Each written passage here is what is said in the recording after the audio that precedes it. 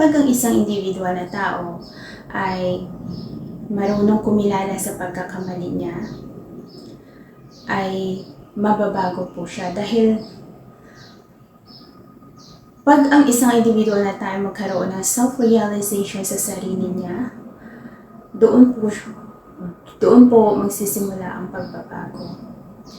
Ang tamang pagre-repentance ng isang individual na tao ay nagsisimula sa pagkilala ng iyong pagkakamali, pagtanggap na ikaw ay nagkamali, humingi ka ng kapatawaran kay God, at patawarin mo rin ang iyong sarili. Meron naman tinuturo sa atin on how to do a repentance. Pero hindi po kasi tinuro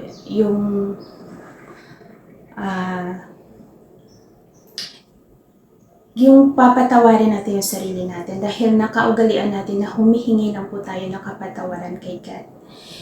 Bakit nga pala tayo hingi? Bakit ba kailangan natin patawarin ang sarili natin? The purpose is, kapag pinapatawad mo yung sarili mo, ay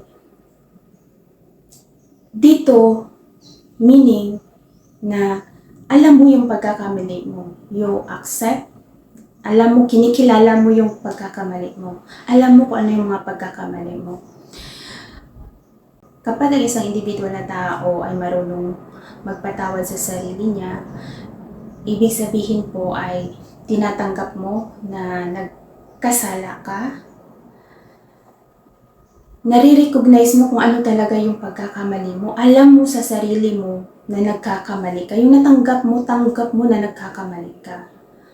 At para patawarin mo yung sarili mo, ay ibig sabihin po, ay di ba alam mo yung pagkakamali mo, tanggap mo na nagkamali ka, at patawarin mo yung sarili mo sa pagkakamali mo, ibig sabihin, you learn a lesson. Natuto ka na sa pagkakamali mo. Kaya kailangan mo din sabihin kay God kung ano yung lesson na natutunan mo. Kung bakit kailangan mo humingi ng kapatawaran sa Kanya. At God is always forgive us. Pero ang tanong ni God sa atin, kayo ba individually, kaya niyo bang patawarin yung sarili niyo sa mga pagkakamali niyo? God always forgive us.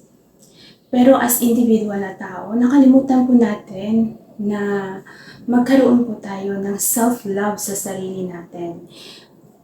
Although na andyan naman po yung mga knowledge, but may kulang po. Yung kulang doon is self-love. Hindi po tinuro kasi yung self-love kung bakit may mga kulang. Nakalimutan natin pahalagan yung sarili natin. Sabi ni God, mahalin nyo ang kapwa nyo the way you love yourself. Paano nyo ba mahalin yung kapwa nyo kung kayo nga mismo ay hindi marunong magmahal sa sarili nyo? Paano nyo masasabi na mahal nyo si God kung kayo mismo hindi marunong magmahal sa sarili nyo? How to love yourself deeper. So, dahil sa mga lack of knowledge and yung parang self-awareness natin sa sarili natin, yung hindi natin nakita kung ang halaga ng sarili natin, kung bakit may mga kulang na kailangan po itama siya at magkaroon ng proper knowledge and understanding. Kaya po, kailangan po natin, the right way to do our repentance is to accept your mistake, tapos i-acknowledge mo siya na nagkamali ka. Forgive yourself. That is when you learn a lesson, and tell God what lesson you learn and ask for the forgiveness. Dahil nga sa pagkakamali mo. Nangangailangan po talaga sa isang individual na tao na matutong kilalanin ang kanyang pagkakamali. Dahil po, ang taong hindi marunong kumilala sa pagkakamali niya ay ang taong hindi marunong magmahal. At ang tao na hindi marunong kumilala sa pagkakamali niya, ibig sabihin, hindi po siya natuto sa pagkakamali niya dahil hindi niya tanggap na nagkakamali siya. There's no one who perfect.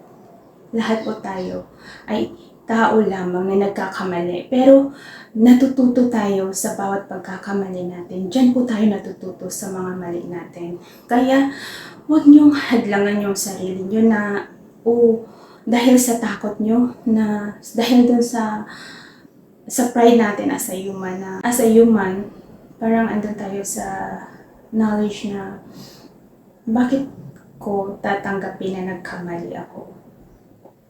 Dapat lang naman natin at buong pusong tanggapin ang pagkakamali natin dahil dyan tayo natututo. Kaya po, I hope po na mas maintindihan nyo ito deeper once na ginagawa nyo po sa sarili nyo. Dahil ang tunay na nagpapatawad, kapag ang isang tao ay tunay na nagpapatawad, na bukal sa loob niya, ang mararamdaman nyo talaga after nyo nagpatawad is love. Kahit ano pa po yung galit mo sa isang tao, once na buong puso mo, buo yung puso mo sa pagpapatawad, na you learn the lesson from all the mistake, at buo yung pagpatawad mo, pagtanggap mo sa pangyayari at pinatawad ko siya, the only you can feel in your heart is love. That is the result of doing forgiveness. Not only sa sarili natin, but sa kapwa natin. Kung kaya natin patawarin yung sarili natin sa pagkakamali natin, kaya natin patawarin yung kapwa natin. At kaya tayo ni God papatawarin sa mga pagkakasala natin. Kung bakit God always forgive us. That is the truth. But God asks us individually, tinatanong niya tayo individually, kayo ba, kaya niyo ba tanggapin o kaya niyo bang patawarin sarili niyo sa lahat ng mga pagkakamali niyo sa buhay? Sana po lahat matuto in the right way on how to do a proper repentance.